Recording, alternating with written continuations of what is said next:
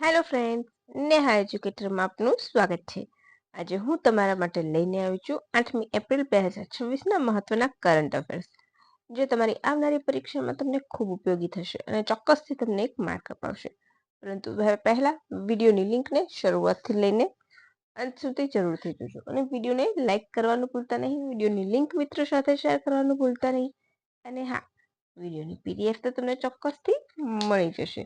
તો ફટાફટ હવે આપણે શરૂઆત કરીશું. આજનો આપણો પ્રથમ પ્રશ્ન છે, જન વિશ્વાસ બિલનો મુખ્ય હેતુ શું છે? બોલો, તમને ખ્યાલ જ હશે.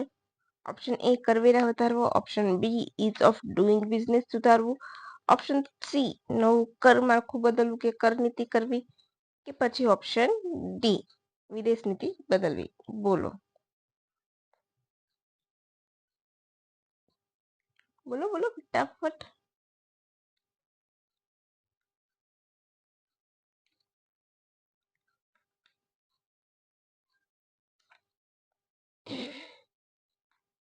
તો અહીં આપણો જવાબ આવશે option B ease of doing business સુધારવું. ઓકે, હવે જન વિશ્વાસ બિલ ખરડો 2026માં ભારત સરકાર દ્વારા લાવવામાં આવેલ એક મહત્વપૂર્ણ કાયદાકીય સુધારો છે, જેનો મુખ્ય હેતુ દેશમાં ઇઝ ઓફ ડુઈંગ બિઝનેસ અને ઇઝ ઓફ લિવિંગને પ્રોત્સાહન આપવાનો છે. 79 એટલે કે 79 કેન્દ્રીય અધિનિયમોમાં સુધારા કરવામાં આવ્યા છે, જેમાં 23 મંત્રાલયોને સાંકળી લેવામાં આવ્યા છે. યાદ રાખજો, નંબર જીપીએસસી નંબર તરીકે ઘણું બધું પૂછાય છે. તેના માટે 784 જોગવાઈઓમાં ફેરફાર કરવામાં આવ્યો છે. 784 જોગવાઈમાં 717 જોગવાઈઓને અપરાધ મુક્ત કરવામાં આવી છે. યાદ રાખજો, 784 જોગવાઈઓમાં સુધારો કરવામાં આવ્યો છે અને 67 જોગવાઈ ઇઝ ઓફ ડુઈંગ માટે છે. ખાસ 67 યાદ રાખજો. બરાબર છે. હવે મુખ્ય 4 પિલર પર બનાવવામાં આવ્યું છે જન સુધારણા બિલ. કયા? તો દંડમાં રાહત, નાના ગુનાઓમાં જેલને બદલે ફાઇનાન્શિયલ દંડની જોગવાઈ. સેકન્ડ છે ન્યાય પ્રક્રિયા ઝડપી બનાવી. ત્રીજું છે વ્યાપાર વધારવા પ્રોત્સાહન આપવું અને ચોથું તર્કસંગત દંડ. તો યાદ રાખજો, તમને મુખ્ય આ પૂછી શકશે, રાઈટ? 4 પિલર જીપીએસસી પૂછી શકે છે. હવે તમને એમ થશે કે મેમ તમે ક્યાંથી કહો છો? તો મેં આપ્યું છે પ્રૂફ તમને, રાઈટ?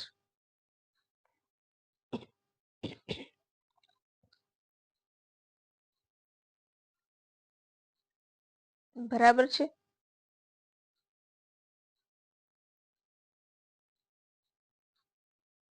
Okay, clear?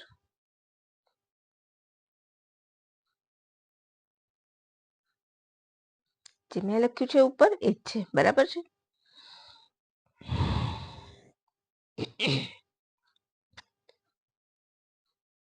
હવે બીજો પ્રશ્ન, રાષ્ટ્રીય સ્તરનો ઉન્નત કૃષિ મહોત્સવ ક્યાં યોજવામાં આવ્યો છે? યાદ રાખજો, આઈએમપી પ્રશ્ન છે, પૂછાવાની શક્યતાઓ છે.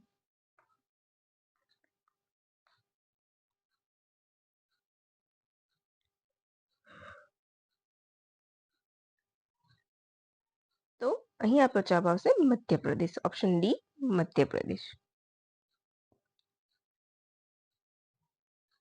રાષ્ટ્રીય કક્ષાનો ઉન્નત કૃષિ મહોત્સવ મધ્યપ્રદેશના રાયસેનમાં 11 મઈથી 13 એપ્રિલ સુધી યોજાશે, એટલે કે આવનારા દિવસોમાં યોજાશે. આજે 8મી છે તો યાદ રાખજો. આ ફેસ્ટિવલની પહેલ કોણે કરી હતી? તો શિવરાજસિંહ ચૌહાણે કરી હતી. ઉદ્ઘાટન કોણ કરશે? નરેન્દ્ર મોદી નહીં કરે. દર વખતે ભાઈ એ ના હોય દરેક જગ્યાએ. મોટી જ્યાં ફોટો સેશન થતું હોય તો જ ત્યાં નરેન્દ્ર મોદી આવે, રાઈટ? વડાપ્રધાન આવે. બાકી આવું નાના નાના ઉદ્ઘાટન એમણે નહીં કરે, રાઈટ? તો કેનું આવશે ઉદ્ઘાટન? કોણે કર્યું છે? તો રક્ષા મંત્રી રાજનાથસિંહ દ્વારા. યાદ રાખજો. અને મધ્યપ્રદેશના મુખ્યમંત્રી પણ ત્યાં હાજર રહેશે. અચ્છા, તો મધ્યપ્રદેશના મુખ્યમંત્રી કોણ છે? ડોક્ટર મોહન યાદવ. અને સમાપન વખતે કોણ આવશે? તો માર્ગ અને પરિવહન મંત્રી નીતિન ગડકરી. હવે એનો મુખ્ય હેતુ શું છે? તો પ્રયોગશાળાથી ખેતર સુધી અને બીજથી બજાર સુધી, આ એના મુખ્ય ઉદ્દેશ છે. સેના? તો આજે ઉન્નત રાષ્ટ્રીય કૃષિ મહોત્સવ છે એનો.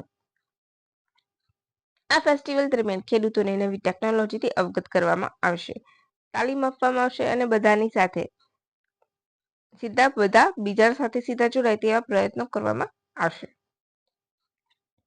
ભાગીદારી કોણે કરી છે? તો ICAR, કૃષિ યુનિવર્સિટી, KVK, નાફેડ વગેરે ભાગીદારી કરી છે. રાઈટ. મહોત્સવમાં ડ્રોન, દવા અને બીજનો છંટકાવ, માઇક્રો સિંચાઈ, AI આધારિત કૃષિ, હાઇડ્રોપ્રોનિક્સ જેવી આધુનિક ટેકનોલોજી બતાવવામાં આવશે. ક્લિયર. હવે ICAR અને નાફેડ વિશે મેં અત્યારે નથી આપ્યું, કારણ કે હું પાછળ તમને બીજું આપવાની છું. પાછળ હું તમને બીજો ક્વેશ્ચન આવશે, રાઈટ? એમાં હું તમને ઘણું બધું જીકે કરાવવાની છું એટલા માટે. અને આ ક્વેશ્ચન હજુ પણ હું રિપીટ કરીશ. કેમ? તો જ્યારે એ યોજાઈ જશે અને જેટલું પણ ત્યાં નિર્ણયો લેવામાં આવશે એના માટે પણ એક અલગથી વિડીયો બનશે, રાઈટ?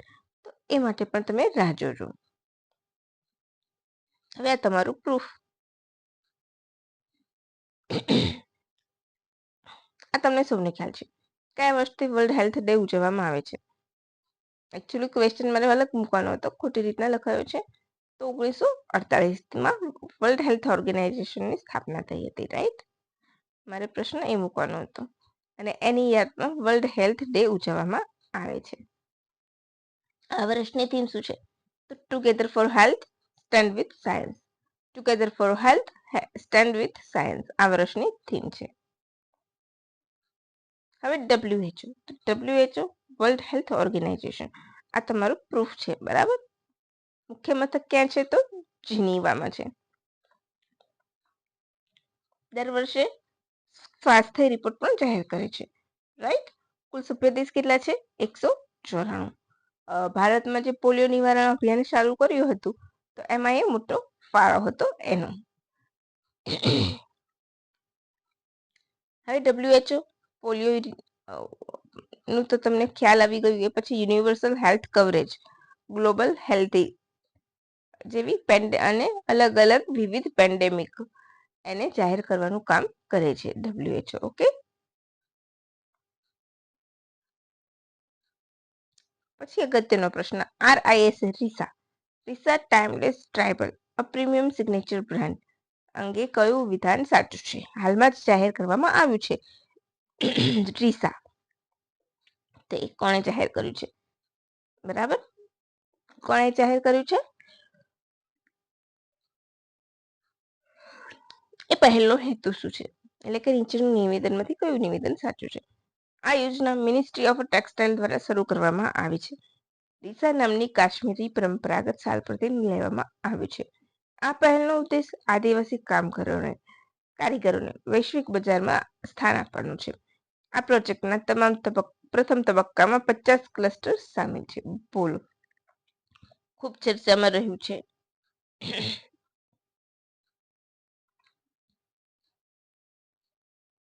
તો અહીં આપણો જવાબ આવશે ઓપ્શન સી.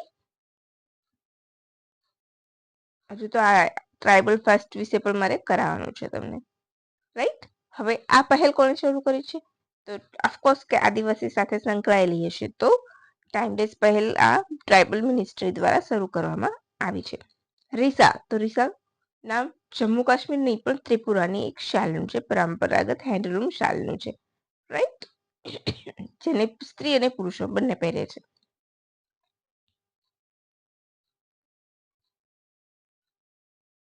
ઓકે. એનો ઉદ્દેશ શું છે? તો આદિવાસી હસ્તકલા, કઢાઈ, વણાટને પ્રોત્સાહન આપવું તેમજ કારીગરોને યોગ્ય વળતર અને ન્યાય મળે તે જોવું, રાષ્ટ્રીય અને આંતરરાષ્ટ્રીય બજાર ઉપલબ્ધ કરાવવું. બરાબર છે? આ એનો હેતુ છે. આનાથી શું થશે? ભારતીય આદિવાસીના લોકલ ફોર વોકલને મજબૂત બનાવશે. પ્રથમ તબક્કામાં કેટલા ક્લસ્ટર છે? 50 નથી પણ 10 છે. યાદ રાખજો, 10 ક્લસ્ટર છે. તેમાં 5 વણાટના, 2 કઢાઈના અને 3 હસ્તકલાના છે. કઈ કઈ કલાને સામેલ કરી છે? તો બોડો જનજાતિ દ્વારા એરી સિલ્ક, મિશિન જનજાતિ દ્વારા મૂંગા, તો બંને આસામની. ઝારખંડની સંથાલ કપાસ, લદ્દાખની ચાકપા સમુદાયની પશ્મિના શાલની કલા, તમિલનાડુના ટોડા આદિવાસીઓની ટોડા કલા અને ઓડિશાના કોટપેડની કપાસ કલા સમાવેશ થાય છે. ક્યાં છે પ્રૂફ? તો આ રહ્યું. ઓકે. સરસ મજાનો પ્રશ્ન. નાસાના આર્ટેમિસ 2 મિશન વિશે નીચેનામાંથી કયું વિધાન સાચું છે? ઓપ્શન એ આર્ટેમિસ 2 મિશન ચંદ્રની સપાટી ઉપર ઉતરશે. ઓપ્શન બી ક્રિસ્ટીના કોચ પૃથ્વીથી સૌથી વધુ અંતર કાપનાર પ્રથમ મહિલા બન્યા છે. ઓપ્શન સી સૌથી વધુ અંતર કાપવાનું રેકોર્ડ એપોલો 13 બનાવ્યો છે. ઓપ્શન ડી આ મિશન 30 દિવસ સુધી ચાલશે. બોલો. તો અહીં આપણો જવાબ આવશે option B Christina Koch. Right. કેમ? તો આર્ટેમિસ 2 લોન્ચ થતાની સાથે રેકોર્ડ થયો છે. હવે આપણે વાંચીશું. 2 એપ્રિલ 2026ના રોજ નાસા દ્વારા લોન્ચ કરવામાં આવ્યું. ક્યાંથી? તો કેનેડી સ્પેસ સેન્ટરથી. માનવ મિશન છે. 50 વર્ષ પછી ફરીથી કોઈક માનવ મિશન જઈ રહ્યું છે. લો અર્થ ઓર્બિટમાં બહાર મોકલવામાં આવશે. ક્રિસ્ટીના કોચ સાથે રીડ વાઇઝમેન, વિક્ટર ગ્લાવર અને જેરેમી એમ કુલ 4 અવકાશયાત્રીઓ છે. રાઈટ. ઓરિયન સ્પેસ ક્રાફ્ટ દ્વારા ચંદ્રની નજીકથી પસાર થશે. કેટલા દિવસનું મિશન છે? 10 દિવસનું. હવે કેમ ચર્ચામાં છે? તો પૃથ્વીથી સૌથી વધુ અંતર કાપનાર ક્રિસ્ટીના કોચ પ્રથમ મહિલા બન્યા છે. તો તમારે મને પ્રથમ પુરુષ કોણ છે એ કહેવાનું છે.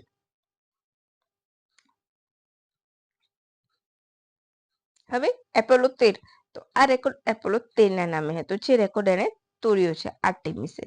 રાઈટ. યાદ રાખી લેજો. હવે આપણે આ થયું આપણું કરંટ અફેર. હવે જોઈશું જીકેમાં.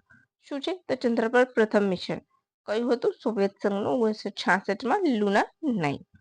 નાસાનું એપોલો 11 1969માં મુકાયું. નીલ આર્મસ્ટ્રોંગ ચંદ્રની ધરતી પર પગ મૂકનારા પ્રથમ વ્યક્તિ બન્યા.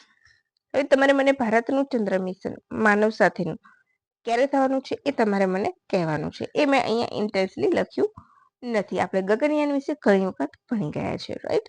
તો ક્યારે માનવ મિશન લોન્ચ કરવાના છે એ તમારે મને કહેવાનું છે. નહીં તો હું તમને મારા નેક્સ્ટ વિડીયોમાં તમને ક્યારે અહીંયા કરાવી દઈશ. રાઈટ. હવે આપણે ભારતના ચંદ્ર મિશન વિશે જોઈશું.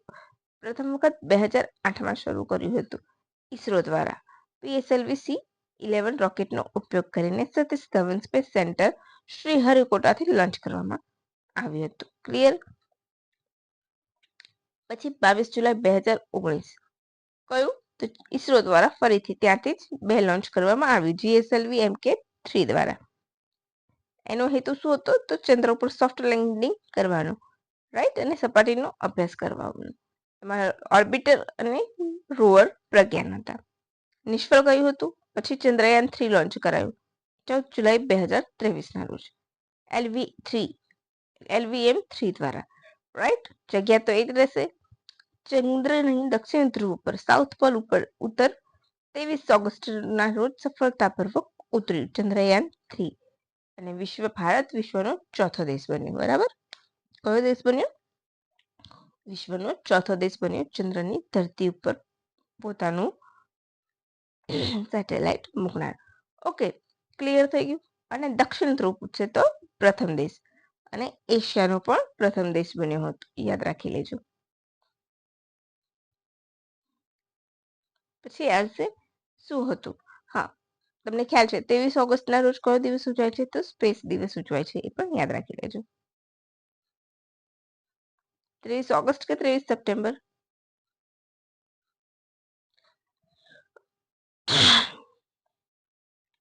ચંદ્રની સપાટી ઉપર ઉતરણ કરનાર વિશ્વનો ચોથો દેશ તેમજ દક્ષિણ ધ્રુવ પર ઉતરણ. અહીંયા આઈ થિંક મને ખ્યાલ છે ને 23 સપ્ટેમ્બર આવશે. નેશનલ સ્પેસ દિવસ આપણે ઉજવીએ છીએ ત્યારે. ઓકે. એ ક્લિયર કરી લેજો. હું તમને એક વખત કરેક્શન કરીને કહી લઈશ. ચંદ્રયાન 2 લેન્ડર આપણું ક્રેશ થયું હતું. તો તેને શું નામ આપવામાં આવ્યું હતું? ત્રિરંગા પોઈન્ટ. તમને ખ્યાલ હશે. આ યાદ રાખજો આ 3 નામ. ચંદ્રયાન 1માં શું છે? તો જવાહર પોઈન્ટ. 2માં ત્રિરંગા પોઈન્ટ. અને ત્રીજું એને શિવશક્તિ પોઈન્ટ કહેવામાં આવે છે. રાઈટ. આ તમારું જીકે તૈયાર થયું છે. પછી ઈસરો. તો ઈસરોની સ્થાપના ઇન્સ્કોપાર્ટ તરીકે 1962માં થઈ હતી. 15મી ઓગસ્ટમાં ના રોજ 1979ના રોજ 69ના રોજ 79 ક્યાં 69ના રોજ ઈસરો બન્યું. ભારતનો પ્રથમ ઉપગ્રહ 1975માં રશિયાની મદદથી છોડવામાં આવ્યો હતો. અને સ્વદેશી ઉપગ્રહ કયો હતો? તો રોહિણી. પ્રથમ આર્યભટ્ટ અને સ્વદેશી કહે તો રોહિણી. 2013માં મંગળયાન પર મંગળ મિશન મોકલ્યું હતું અને એશિયાનો પ્રથમ દેશ બન્યો હતો, વિશ્વનો ચોથો દેશ બન્યો હતો.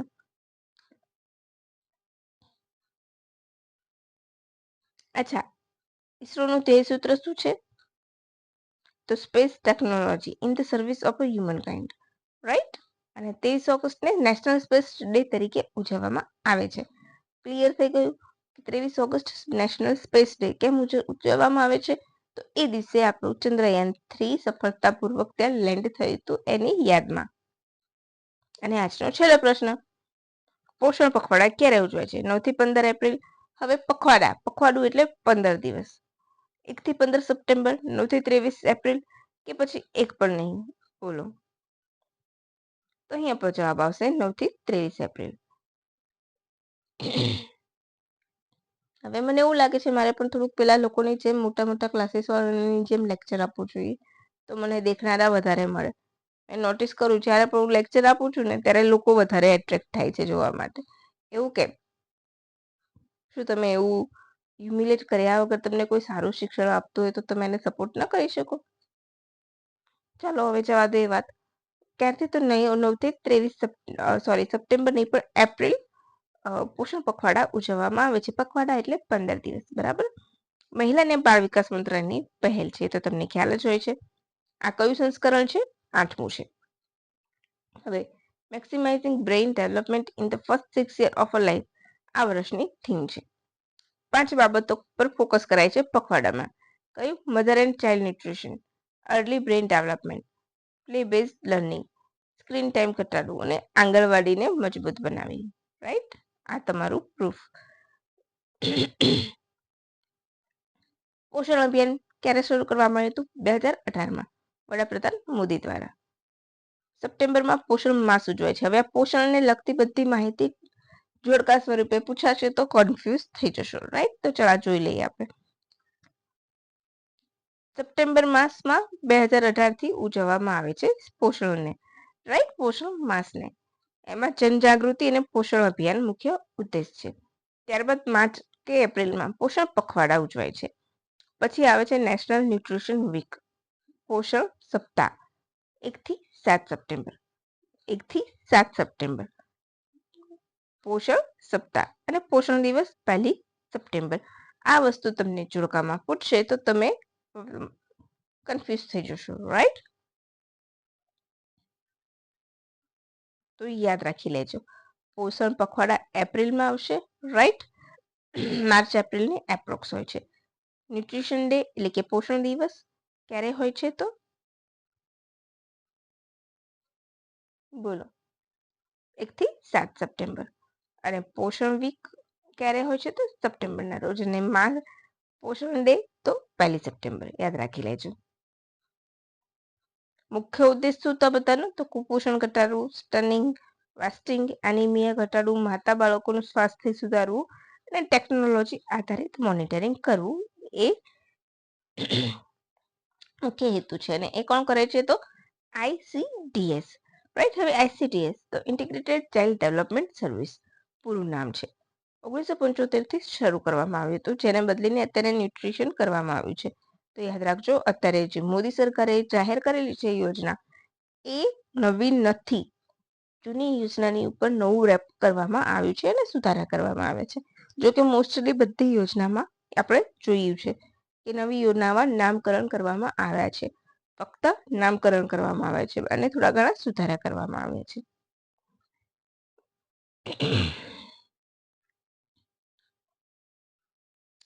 ICDS અમ્બ્રેલા સ્કીમ તરીકે સક્ષમ આંગણવાડી અને પોષણ 2.0 હેઠળ આવે છે. એનો હેતુ 0 થી 6 વર્ષના બાળકોના સર્વાંગી વિકાસને કરવાનો છે. કુપોષણ ઘટાડવું, બાળકના મગજ અને શરીરનો વિકાસ કરવો, માતા અને બાળકનું સ્વાસ્થ્ય સુધારવું, શાળા પૂર્વે પ્રી સ્કૂલ સાથે ઉદ્દેશ શરૂ કરવો, બરાબર? એ બધા એના હેતુ છે. ઉદ્દેશો પૂરું કરવા માટે સપ્લિમેન્ટરી ન્યુટ્રિશન, ઇમ્યુનાઇઝેશન એટલે કે રસીકરણ, health checkup, nutrition and health education તેમજ રેફરલ સર્વિસીસ આપવાની સુવિધાઓ ICDS પૂરી પાડે છે. તો અહીંયા આજનું આપણું કરંટ અફેર પૂરું થાય છે. તમને મજા આવી હોય તો લાઈક કરજો, શેર કરજો, સબસ્ક્રાઈબ કરજો. અને હા, વિડીયોની લિંક મિત્રો સાથે શેર કરવાનું ભૂલતા નહીં. વિડીયોની PDF તમને મળી જશે. તો thank you for watching my video friends and have a good day friends. By.